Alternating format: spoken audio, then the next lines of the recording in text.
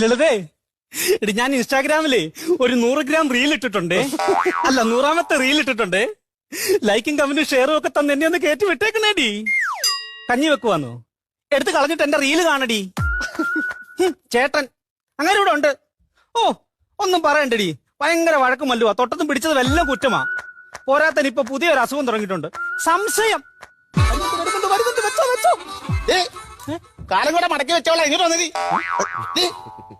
എവിടെ പോയാടി നീ വിരുന്നുണ്ണാൻ? ഞാനെങ്ങും പോയില്ല വരുന്നുണ്ണാൻ. നീ ഫോൺ ചെയ്ത് പറഞ്ഞല്ലോ വിരുന്നുണ്ടെന്ന്.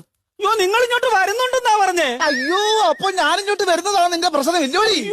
അതാണ് ഞാൻ ജോലിക്ക് പോകുമ്പോ തലയാണത്രയും വലുപ്പമുള്ള പൊതിച്ചോറത്തിനാണ് എനിക്ക് കെട്ടിത്തരുന്നത്. അയ്യോ നിങ്ങൾ വയറ് നിറച്ച് കഴിക്കട്ടെന്ന് വിചാരിച്ചല്ലോ മനുഷ്യ വലിയ തരുന്നേ. നിന്റെ അടവ് നിന്റെ കയ്യിലിരുന്നാ മതി.